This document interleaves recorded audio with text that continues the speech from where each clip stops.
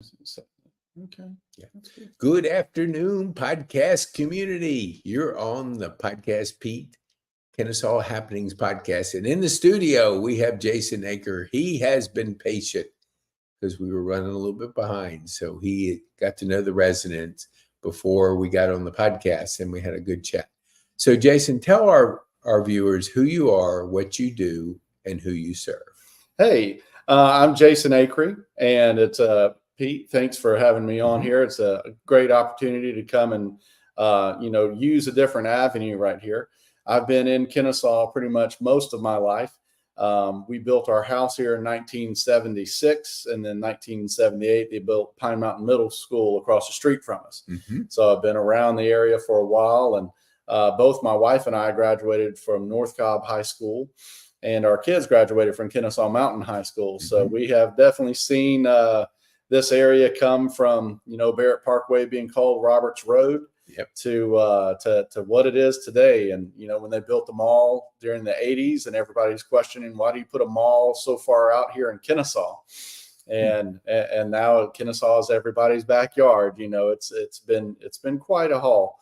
But no, we've been living in here. We are now officially inside the city, Kennesaw city limits, Mhm. since 2018, Okay. and we were just outside the city limits before then for a number of years. So we were at Cheatham Hill Elementary, Hayes Elementary, Pine Mountain Middle School, McClure Middle School, because of the different school programs that we had our children in. Mhm. And we're members of Burnt Hickory Baptist Church. Mhm. Been there since 2008. So we love the community. We've been here for quite a while and love being part of it. So I appreciate you letting me get on here. Yes. And from the Kennesaw Happenings, it's all right. Well, why are you on Kennesaw Happenings? Well, Kennesaw is having a special election coming Mhm. up May 21st, and it's to fill the empty post 5 seat on the city council. Mhm. And this is my second time running in the special elections, and I'm looking forward to just having another good campaign. We got 5 great candidates. We just had an event at Lazy Guy Distillery down there in downtown Kennesaw. Mhm. Great turnout, even though it was a little drizzly and some rain. A number of residents came out, braved the weather, and asked some great questions. So I got a chance to meet a lot of great people. So, and this is a chance to meet many more. So I had the pleasure of meeting Pete a couple of weeks ago, and he invited me to come over here and get on the podcast. So, Pete, thank you. Well, you're welcome. And when you came to our Rotary and we were talking, and I'm always curious when somebody's in a place to impact. And I know, tell our viewers, you're president of, I think, the special needs. Uh, is it a foundation? Well, it's uh, we got involved with a group called Rise Coffee and Tea Okay. last year, and they have a brick and mortar location over at Sandy Plains and 92. So it's Hmm. actually in East Cobb, right there on the fringe of Cobb County, and it's Roswell address, fringe of Cobb County, right there next to Woodstock. So it's in a unique little area. But we got involved with them um, because we were going to look at opening a coffee shop ourselves for special needs. Our oldest son is high functioning autistic, Hmm. and he's been working with a friend of ours, Lorna McNeil, who operated Independent Grounds. And she opened that, I believe, in 2018, and he was her first employee Hmm. and loved working with Lorna. She did really good. Made it through COVID, had to do some changes around there. And we were going to buy Independent Grounds from her and rebrand it to Rise Kennesaw because Hmm. we had met up with Nicole DeWard and looked at her program and what she has with Rise. But we couldn't make that deal materialize, which was unfortunate, but a blessing in disguise. So we continued our involvement with Nicole. And so Hmm. what Rise Coffee and Tea is, they employ and train people with special needs, with job skills, customer service skills, Hmm. restaurant management, restaurant cleanliness, interactions with the customers. And they just provide a great environment for the special needs community, whether it's autism, Asperger's, Down syndrome, MS, or CP. they give that opportunity for young adults to come in there and shine really, and to learn the confidence. And I became president of the nonprofit that funds Rise Coffee and Tea. And so from that aspect, that the special needs community is always, of course, near and dear to us. That's the reason why we went to Burnt Hickory Baptist Church. They had a very good special needs ministry program that at that time when we were joined was fairly small, but they recognized the need for that support for that community. And it has grown, and it serves not only young people with special needs, but young adults with special needs, and provides them a place to learn. So we're, that's a special, that's just special for us to be involved in that community. So with the upcoming special election, seems I'm using the word special a lot. Yeah. There's an opportunity. There's a platform serving on the Kennesaw City Council.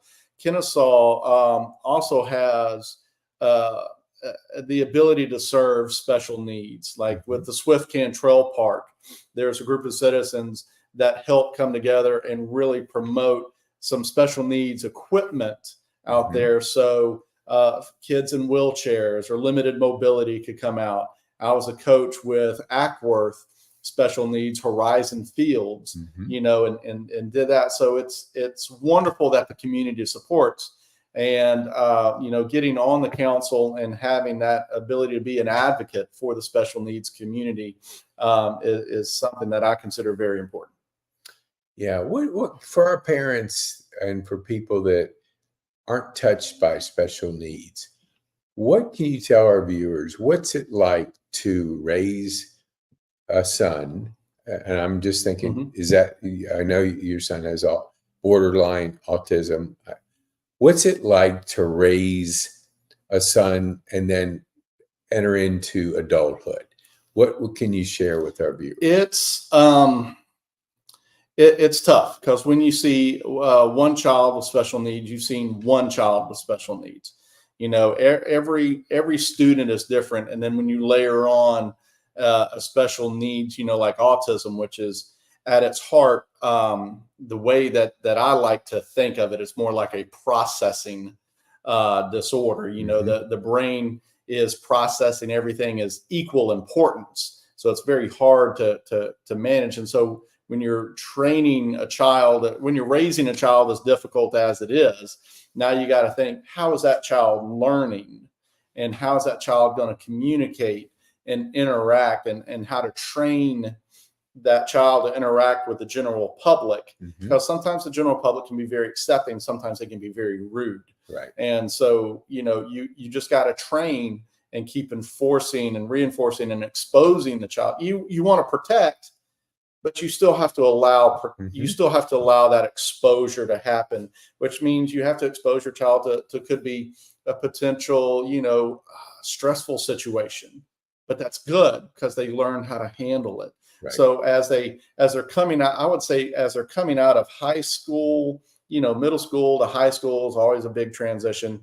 As they're coming out of high school and you have a special needs child, what do I do now? What's the next steps? What is out there that can happen? So, Cobb County has, and the word just escaped me. It's the academy. It's a next step after graduation. Okay. And for the life of me, I should know it, but it's like after high school. It's a special academy that's held at a few of the high schools around the county.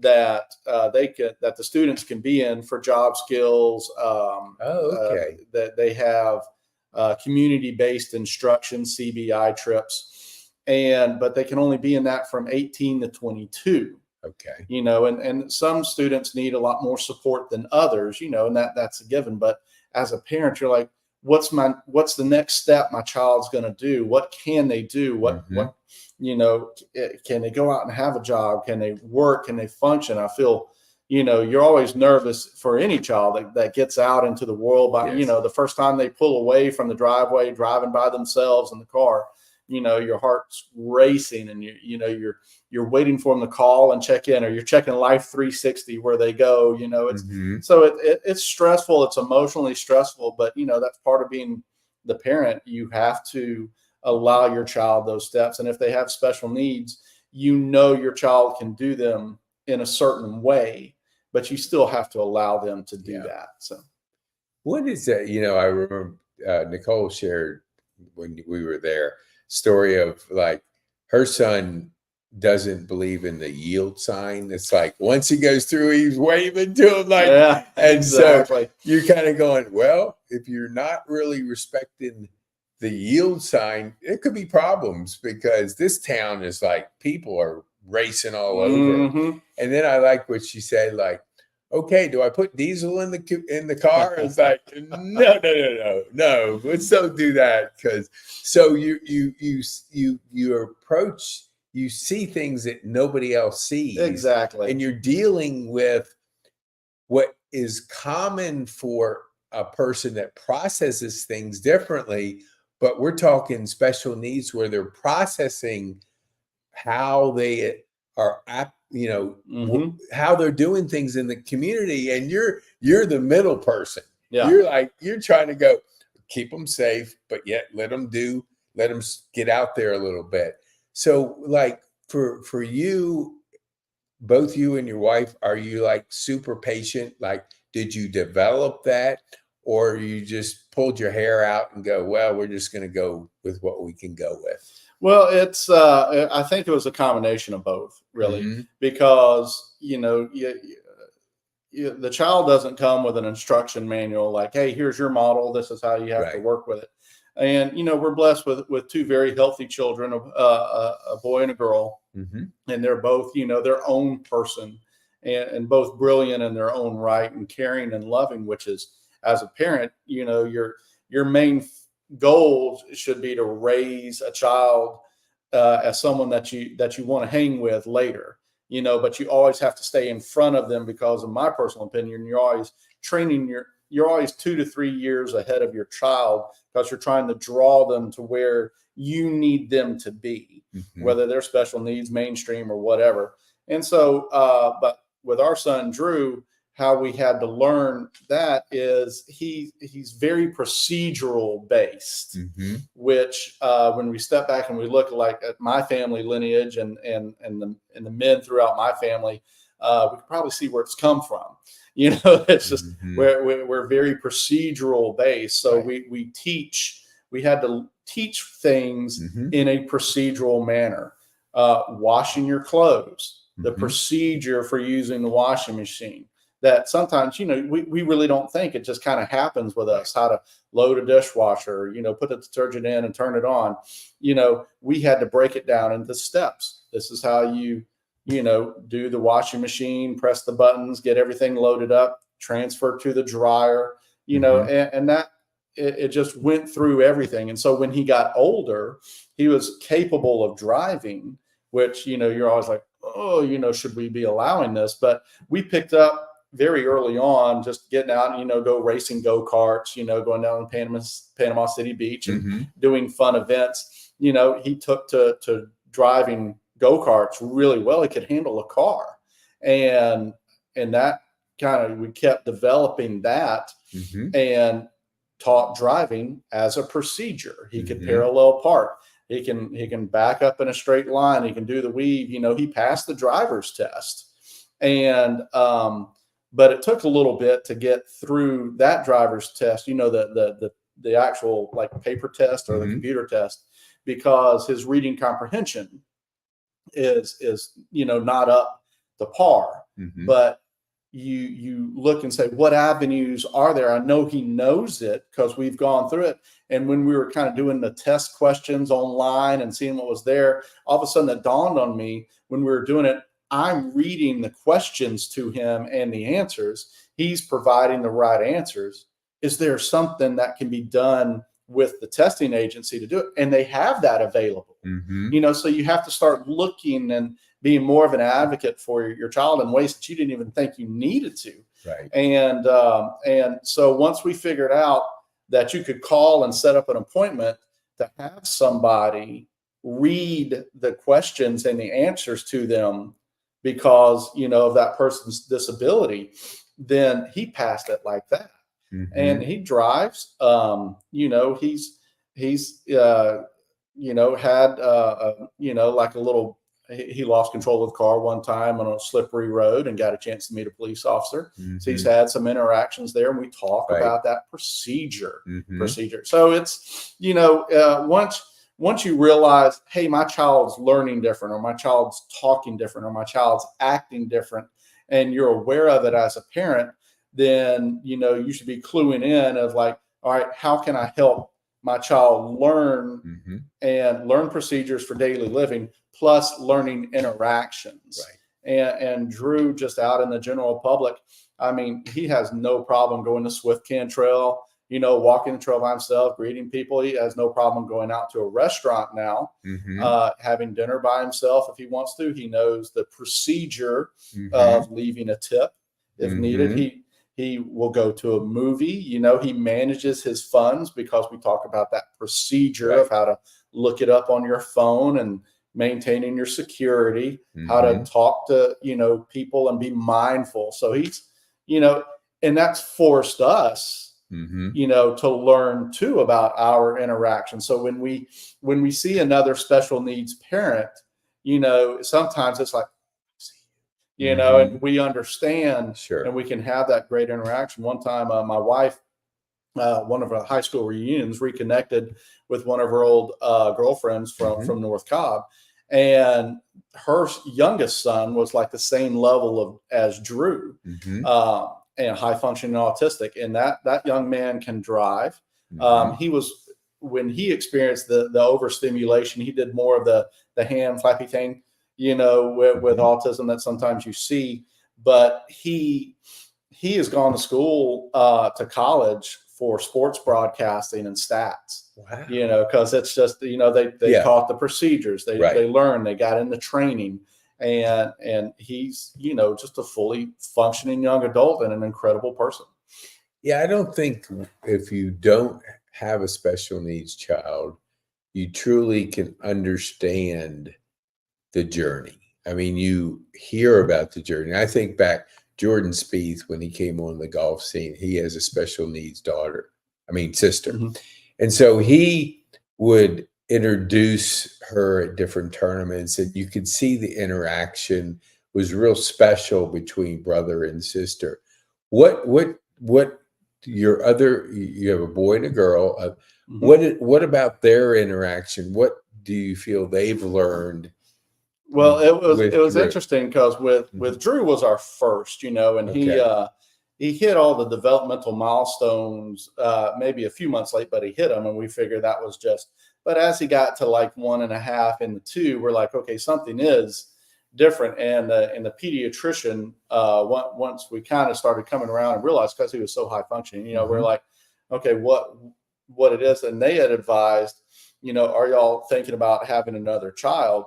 And they encouraged it, because with folks with special needs, as a great idea is protect them, you really need to be forcing interactions. And having another child, especially a younger child, can come in with that innocence and force that interaction with the communications and the play and stuff like that. So, now that they're young adults, our daughter's fixing to graduate from Jacksonville State University over there in northeastern Alabama. She and Drew will have some good little text communications coming on, and they'll be brother, sister. They have a lot of love and respect for each other. And, sometimes they'll be loving like brothers and sisters are. Sometimes they can just be mean like brothers and sisters are, which is great, which is what you want to have happen. It's real life. Yeah, exactly. And so it's good from that standpoint. And when Elaine's friends are around Drew, they may not have special needs siblings or have anybody in their family. So that exposure right there is also very beneficial. And so it's been good, because Drew has helped. He's come to her. She's in the marching band and the color guard, and has done winter guard and stuff like that. He's helped, with the groups, and has done some wonderful things right there. And he's just been part of the community, and everybody sees it. So if you're around Kennesaw and you see a white Mercury Grand Marquis with the NASCAR stickers on it, decorate all over that. That's Drew. And just know he's one of the best drivers out there, because he gets on to me, you know, because I'm not following procedure, like the speed limit procedure. Hey, it's good that we have some people in Kennesaw following procedures. Yeah, exactly. We know that not everybody does. So Nicole mentioned Drew. Does your son work at the Brain Station? He does. He really? Does. Oh my gosh! Yeah, because I go over there all the time for my dry soups, and I know Kathy Clark. Yeah. So. When they were when Kathy and her husband were going to open it, we noticed that it was taking them a while, and we didn't have the pleasure of knowing them beforehand. Yeah. But when we couldn't make independent grounds, that deal come through. Drew came over to Rise and worked there. And Rise is such a different environment. You know, Independent Grounds was a smaller shop, just did straight up coffee sales and smoothies and stuff like that. But Rise is a coffee shop, smoothie, tea, but they're also a bakery, and they have a lot of gluten. Well, pretty much all of the stuff there is made in-house, gluten-free, very healthy. Okay. And so there's a lot more activity. It's a bigger store, and it's a lot more lively. And that was a very hard transition for Drew. And we realized that just wasn't going to work. And then when Brain Station was coming up, I had emailed Kathy and asked, you know, hey, would you like to meet with Drew? Do you need a barista? You know, and she said, yes, send them by. So I told Drew about it. He went over there after a morning walk. Yeah. And met with her. And now he's working there Monday, Wednesday, Friday. Dang. So, you know, as a parent, you know, we live off of Mac Dobbs. Yeah. And he just, bam, he's in downtown Kennesaw. I'm like, he's got the best commute out of anybody. Yeah. And, so he loves it. That, you know, their business, they're getting a little bit more and more traffic. Right. And which reminds me, I need to reach out to Kathy, see if I can't schedule like a coffee with a candidate time frame over there. And and you know, I know they've got some busy times this weekend because of the Big Shanty Festival. Oh, is Big Shanty this weekend? Oh shoot! You know, I lose track of some of the events, but yeah, I was over there on a Thursday, and after to pick up my dry mix, and I said, hey, does Drew work here? And he said, no, he's not working today. So he works Monday, Wednesday, Friday. Okay. Monday, Wednesday, Friday, like 9 to 12, I believe. Oh my gosh, that's so cool. Yeah. And then being the kid of routine that he is, every Friday he goes over there to the Hooters restaurant. Yeah. And all the waitresses know him. He gets the same thing. They know ever my wife and I can join him for dinner. We're always, hey, y'all are Drew's parents. You know, they know him and they take care of him. And, you know, so a big shout out to that staff. Yes. You know, and that's they've been real accepting, and you know, Drew comes in, just has the same thing every Friday afternoon. Yeah. And then Friday night we go over to El Nopalito, which is in front of Hobbytown. And we've been going to that restaurant. Wonderful family that I think it's the second generation now that's starting to run it. We've been going to that same restaurant for over 20 years on every Friday night. Dang, we're people of routine too. Yes. So it's well, you know, routines are so important. People, you know, I know here, like we kid about we're creatures of habit, routine, and you know, it is funny. And I do the same thing every morning. I have a routine that's off the chain. Yeah. And I was kidding with a person. I said, you know, they say no, don't be predictable, because if a terrorist finds out your route or something, you're in trouble. So, yeah, because you mix up your route.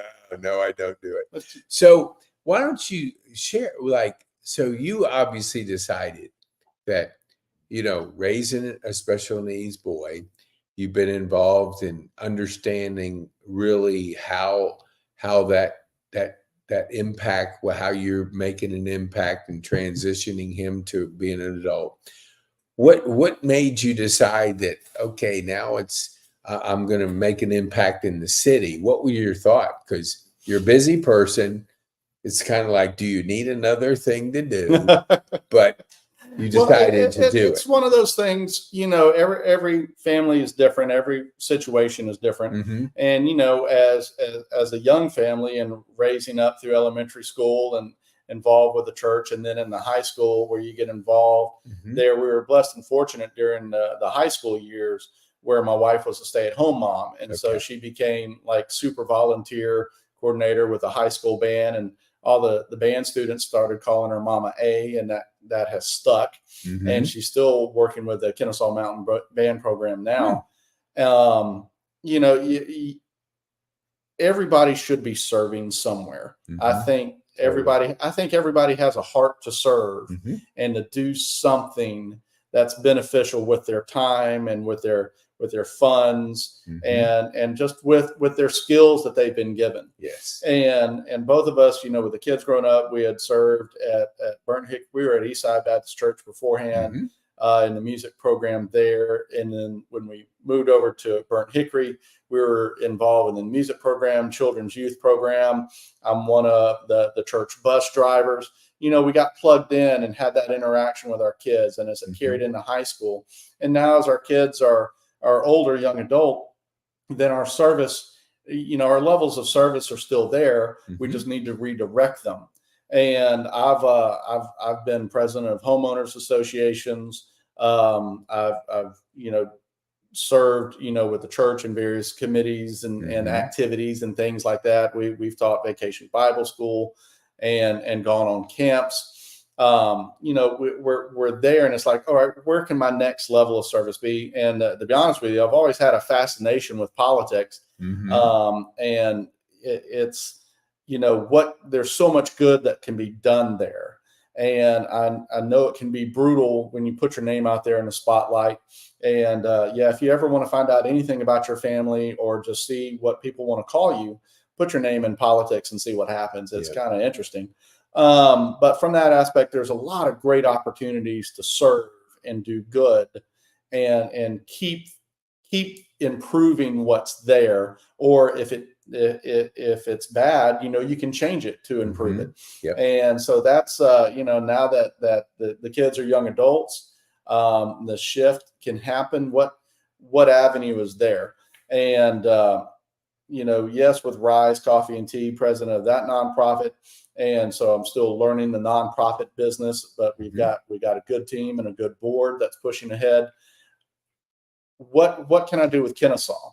Because we've been in this area all my life, and I believe in your community, you should be active in that community, whether it be your school system, your church, other civic groups like Rotary or any other groups that get out there and do things, or volunteer organizations within the city itself. There, you should be paying some rent back. You know, because everybody talks about wonderful communities. Well, communities are wonderful because of the people that's in them that want to do good things. And to be part of that is something special. And that's what I want to do with Kennesaw, because we have, we're in a great location here with Kennesaw State University, the access to the interstate. We've got a lot of crossroads. People have to come through Kennesaw. People come to Kennesaw. We've got the airport. We've got a lot of activities here. How can we utilize that and harness that to help, you know, for example, the special needs community? How can we do that? Because we've got so many great resources. You've got the nursing program at Kennesaw State, wonderful educational program, the music program, and so many great majors and opportunities that attract businesses. You know, Yamaha is here, Carfax is here. There's several big businesses here that can help provide employment opportunities and training opportunities. And it does take more to employ people with special needs. We know that, you know, even from our small coffee shop, we move slower.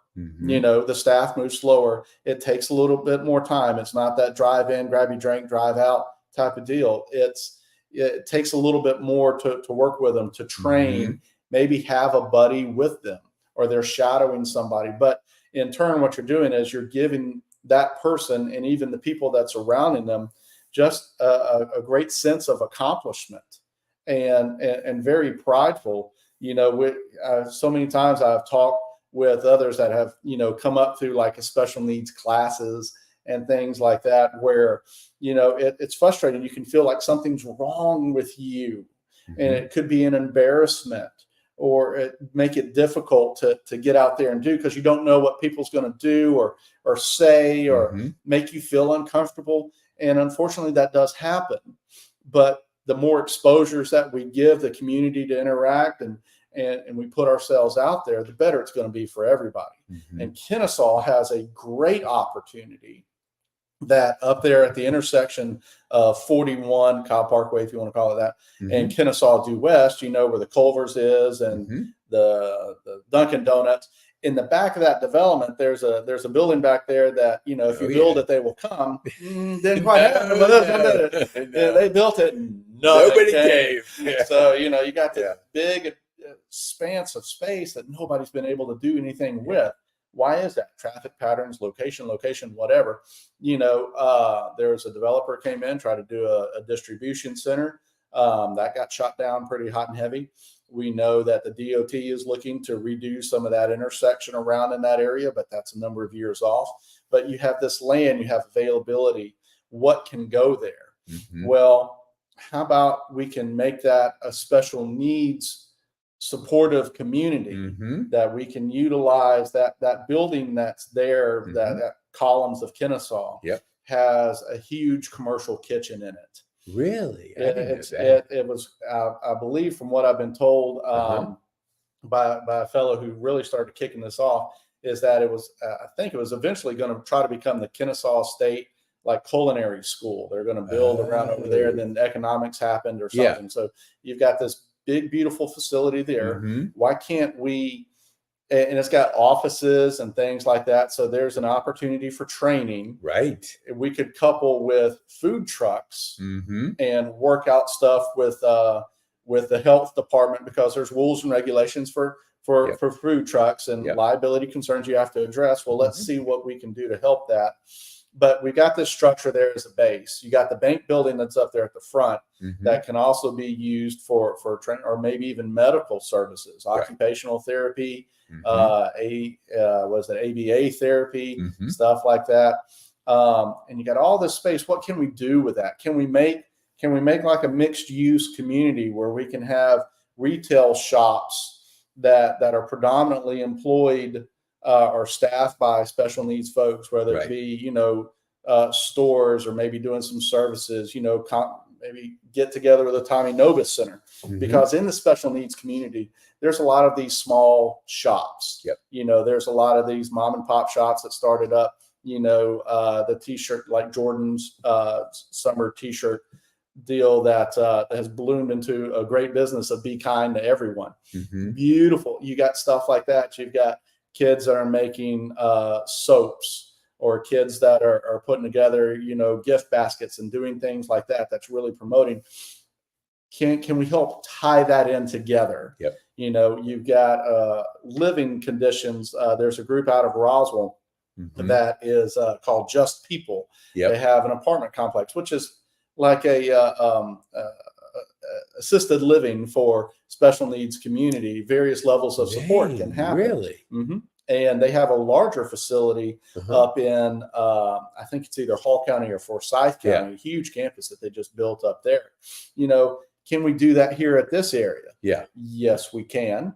Wow. Can we have places of employment? Can we have medical services? Can we have, and even just regular, can we add some more restaurants there? Because, from if you're in the transportation, or if you have a kid with autism, normally you're going to like trains, you're going to like some airport stuff like that. Man, you got train tracks right there. You got the airport right over there, planes flying over. It could be a great little spot, to put another playground out there to get out there and go do some stuff. So there's an opportunity there.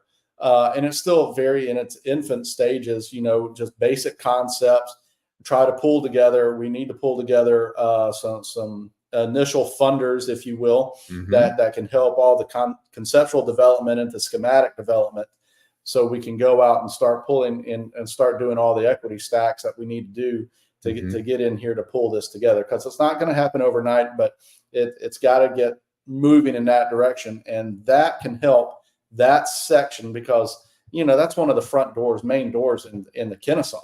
And absolutely. If we can make that just a thriving area instead of this field of nothing to Yeah. a boarded up building. I know it's been like an eyesore, but it's beautiful potential, but Exactly. it needs to be, the potential needs to be realized. And so just, I know having a seat on the city council doesn't guarantee anything from that aspect, but it does open up a lot more opportunity for advocacy Yes. and gaining support from that aspect, that you have an avenue, someone within the city that can help, exercise levels of influence to push where Yes. needed, Yes. and to do that encouragement. And I'll tell you, the city staff, I think City of Kennesaw, with the city manager and the staff that's in there, Kennesaw Police Department, you're talking some very top-notch people. Yeah. And they got a job on their hands, and as anybody in public service does, and they've been doing a good job. Kennesaw's got strong financials.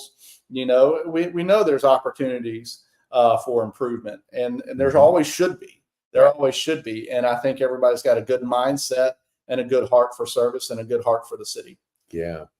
No, I love that. It's nothing happens by act. I mean, nothing happens until you're intentional about doing things. And you can have a great idea, but if you don't put intention behind it, a great idea is a great idea. Exactly. So I love the fact that you take something like that and you want to impact our county, our city of Kennesaw, by using your background and knowledge and understanding of special needs, of development and all that, wrap that up into one, because we need people that have a heart to serve in politics. That's my personal opinion. That too long we haven't had people that have that heart. And if you can't have a heart for others and you can't have that servant heart, you have that self-interest heart. And that's not the one you want in politics, because we've had too many of those, not necessarily here in Kennesaw, but I'm just talking in general. So it is good to hear that part of, the impact that you want to make. So what can we do as our viewers? Two things, I think. One, how can we help with that project there, where the Culver's is, and what would our community need to do? I always encourage them to share this, to get this in front of people, because the more people that see that as a viable option and a needed option in our county and city, the better. So what would you say to our viewers is how can they help you? Well, it would, as we figure out and determine the best way to keep promoting that and get the words out, just keep in the lookout. For those that are inclined, please keep us in your thoughts and prayers, and doing that to open up the avenues of funding and support that has to happen, because I work with a hotel development company. We develop and build and renovate hotels. So we joke that we can take everybody from trees to keys. We've had a lot of conversations with municipalities, and as far as rezoning, getting ordinances. We're working with the city of Cape Canaveral right now to help them redo or to put a new ordinance in that allows for like a viewing platform on the roof of the building so they can watch the launches that goes on, because the cities realize, hey, that could be really cool to allow the hotels to do that. Well, anyway, you get in there, we have to determine the best way to promote this, get the words out, get the concept finished, start promoting that, and figure out the best ways, what can RISE do, because can we establish a RISE Kennesaw over there? And from a nonprofit standpoint, can we be using that nonprofit status to help, bring in donations, as long as they're dedicated to use for that, and supporting the mission of training young adults with special needs for job workplace conditions. There's a lot of stuff to figure out and to do. So, of course, we need the contacts for it. If anybody, is in the financing industry or working with companies that have specific philanthropic donations that they want to go through and promote, we're going to be all ears. and to pull that through. So, and just as you continue to see that go right to the council members of Kennesaw, right to Cobb County, even though this is inside city of Kennesaw, there'll probably be a level of Cobb County commissioner support that could be needed too, because this is something that is not only just local to Kennesaw, it's regional for Cobb County, and can really help benefit the community as a whole, not just the special needs community, but the community as a whole. Yes. That's awesome. And I know I had actually a gentleman that I met. Let me see if I can do this. There we go. No, I was trying to change it so we can put your name up here on. Nope, for some reason. Oh yeah, here it is right here. Nope, not working. So, but here's my thinking behind what we have. Our senior community, which is 90% of who listen and engage with us. There's 100,000 seniors in Cobb County. This was passed on to me from a reliable source. I was just trying to put the source in there, but I don't have permission to give that person's name. So, and of that, when you think 100,000, that's a lot of people, and a lot of people that have impact, because seniors usually take their responsibility seriously. So if you're a senior out there and you want to make a difference, I think for one, to put a special needs community over in that area of Culver absolutely rocks. And a commercial kitchen, I had no idea that building, because you're right about with RISE, you are teaching people how to engage with the public. And I tell you, I always tell my people over at Pine Tree, the best job you can get is a serving job.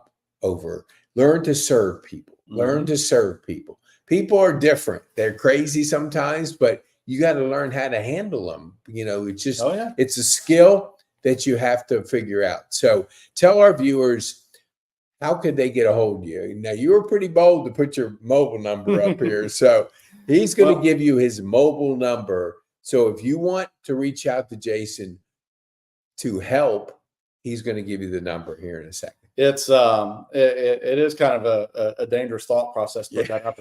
But my cell phone number is 770-364-7384. You can call or text. I will get back to you as soon as I can. So again, that's 770-364-7384. And my email address is my last name, Acree, the number 1, the number 2, Acree12 @bellsouth.net. So again, you can send me emails. And then I have a Facebook page. I believe it's Jason Acree for Kennesaw or Kennesaw Council. I've had a few folks hit me up from there. Matter of fact, a fellow by the name of Jimmy that runs a barbershop right there at the intersection of Main Street and Giles. I think it's Amazing Cuts. He reached out to me through the Facebook page because he had a lot of folks asking him, hey, who do you know these candidates? Have you met them? Barbershop talk, right? Yeah. And I went over and met with him, got introduced to a lot of the barbers that work there in the barbershop, and had a great conversation. We did, almost like this, not really a podcast, but he had me do a little small Q&A video or to put in there, and a Q&A. He had several things for me. And I know that he has personally reached out to all the candidates there. So, and my information I've put on the candidate disclosure forms that you can also pull off of Cobb County Elections Board as well. So please, call, text, Facebook message. I've actually had somebody in my neighborhood reach out asking about, the Kennesaw Treehouse thing right there, and, questions and thoughts. So anything is on the table. Have conversations about that specifically that the city has opportunities to work on. I love it. I love that people not only they have their world, but they want to impact a bigger footprint by putting yourself out there in an environment that you can do it. So for our viewers, if you know people that need to know more about the candidates running, because sometimes we look at names and we just go, okay, I don't know this person, I'm going to just vote for this person. get to know your candidates, get to know Absolutely. who is running, what their philosophies are, what their background, what are they bringing to the table to make our city better. And that's May the 21st is our special is the election day. So put that on your calendar. You have the ability to go out and vote and exercise your And I think opinion. early voting is fixing to open up. Really? Okay. Yeah, early voting will be opening up as well here within the next week or so. Okay. So there's plenty of opportunities to go around and do an early vote. I think up at the Ben Robertson Community Center is one of the local places. Kennesaw, I believe, has 5 precincts. And plenty of places to go out and vote. But, I've told my wife the first special election that we ran, and we had 7 candidates, and just incredible. I came in third, and it was very humbling to one, see your name on a ballot, and 2, people, that you've just met putting your yard sign out and seeing that you actually had a certain number of people vote for you. And that's very honoring and humbling. And realizing that. And the lady that won that special election, are actually the top 2 ladies that run that. They had that debacle with the missing SIM card or whatever. They worked through that, and the lady who initially was declared winner had to be told, no, you came in second. They did a recount, and it stood. Well, she eventually, Madeline, went on in the general election to win that seat. And she lives on Main Street, beautiful family, and she was involved with Kennesaw, has a lot. She listens, very supportive. Tracy, that's on the council, has been involved with Kennesaw Merchants Association, Kennesaw Develop, Downtown Authority. She is like Miss Kennesaw. And then, of course, Pat Ferris has been on there, serving on the council for a while, and Antonio Jones, a wonderful young family. He and his wife just had their twins, and so we got a broad aspect. And of course, Mayor Derek is just an incredible face of Kennesaw. And that I think everybody on that committee, on the council, and that serves in the elected fashion, they all have a heart for the city, which is great. And the 5 candidates now that we have, I believe everybody has a heart for service and wants to, and we represent a broad spectrum. There's two ladies and 3 guys. We're all various age groups, various family structures, and it's wonderful. So get to know your candidates, have conversations with them, get to talk with them. I've met college students up to senior citizens and everybody in between, and having good one-on-one conversations, I love doing. So I appreciate this opportunity that we've had. And thanks for doing it. For coming out on a Saturday. You could be like at some kind of sporting activity, but you're over here having some dialogue with us. We were talking about trying to go to Talladega this weekend, but I think that might be a little soggy for tomorrow. That is true. Well, Jason, I want to thank you, but before you leave, what's the one thing you would want to leave our viewers with today? I would encourage everybody to just stay in the know. Stay in the know of what's happening around in your community. Stay in the know of who's around you. Get to know everybody, and take time, because everybody's going through something. Everybody's experienced different things that you have. Be patient, be kind. And just, people that want to get out there and run in elections or serve in various committees, be supportive, be encouraging. It's so easy to fire off, bad things or whatever and voice negativity. How about taking a second and voicing support and encouragement? I think if we do that more often, Kennesaw will be even a much better place than it is. I love that. Pete, thank you, brother. Hey, thank you so much for taking the time to be our guest. I don't know if you've been watching our eyes. His battery is up here. And Time to shut it down. Exactly. It's like we either shut it down, the computer's going to shut it down. Exactly. We'll shut it down. So thank you so much. All right. Thank you, Pete.